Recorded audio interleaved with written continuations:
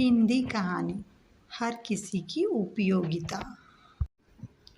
रेगिस्तान में मीलों फैली तपती रेत के बीच में अकेला बढ़ता हुआ एक पेड़ गर्म हवाओं से उड़ती रेत को पेड़ को ढकने की कोशिश कर रही थी। रेत हर बार पेड़ को अपने परतों से ढकने की कोशिश करती रहती है, लेकिन सूरज की क्रूरता पेड़ की शाखाओं को जला रहा था। लेकिन तमाम चुनौतियों के बावजूद पेड़ अपनी धुन में बढ़ता जा रहा था।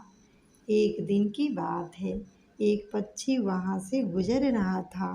पक्षी ने पेड़ को देखा और उसकी शाखा पर बैठ गया। उसने रेगिस्तान में चारों तरफ देखा। वह पेड़ से बोला, तुम बड़े अजीब पेड़ हो।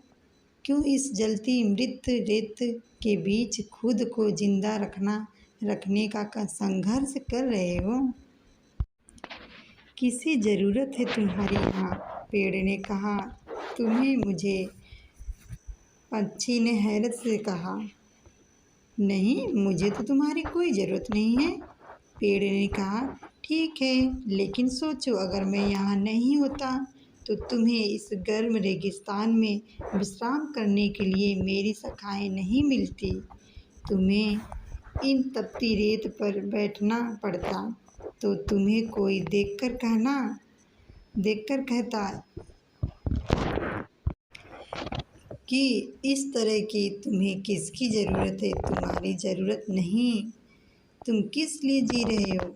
तुम्हें भी यहाँ अकेला देखकर कोई भी नहीं पूछ सकता है। फिर पेड़ ने बोला, हर चीज़ की उपयोगिता होती है, हर किसी का महत्व है, उपयोगिता है, कुछ व्यर्थ नहीं होता। हर किसी का जीवन निश्चित ही है, किसी न किसी उपयोगिता के लिए ही है। उसका महत्वहीन मानना व्यर्थ ही है। हर किसी का जीवन निश्चित ही किसी न किसी उपयोगिता के लिए ही है, इसका महत्वहीन मानना व्यर्थ ही है। ईश्वर ने जन्म दिया है तो कुछ खास करने के लिए ही, कुछ अलग सोचने समझने और आगे बढ़ते रहने के लिए, कुछ अस्वीकार करने के लिए। उस वृक्ष की बातें सुनकर पंछी ने विचार किया। उस पेड़ से सहमत होना ही पड़ा। वह सोचने लगे कि यदि पेड़ नहीं होता तो इस मीलों दूर तक फैली रेगिस्तान में वह न सिर्फ अकेला होता बल्कि अनुपयोगी भी होता। पंछी ने बोला, पेड़ से, आप सही कह रहे हैं, हर किसी का उपयोगिता होता है। हमें किसी भी चीज़ को व्यर्थ नहीं सोचना चाहिए। भगवान ने जन्म दिया है तो कुछ खास करने के लिए ही दिया है।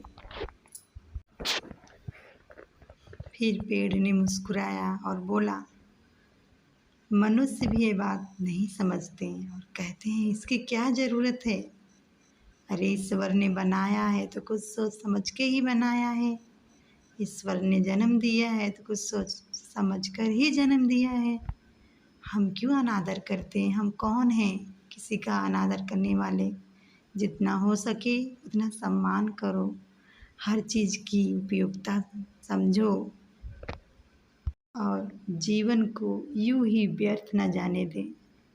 कुछ अलग कर दिखाने का जज्बा रखें, हौसला रखें, हिम्मत कभी ना हारें। तुम ही देखो ना पंछी, सूरज कितनी क्रूरता के साथ मेरे ऊपर प्रहार कर रहा है, लेकिन ये रेत भी मेरा साथ दे रहा है, अपनी परत से मुझको ढक लेता है। थोड़ी सी राहत मुझे भी मिल जाती है। साथ देना, साथ निभाना जीवन भर, यही तो एक प्यार है। प्यार में रिश्ते अच्छे लगते हैं, प्यार में सारी उम्र यूं ही गुजर जाते हैं, पता ही नहीं चलता। हर इंसान को प्यार से रहना चाहिए।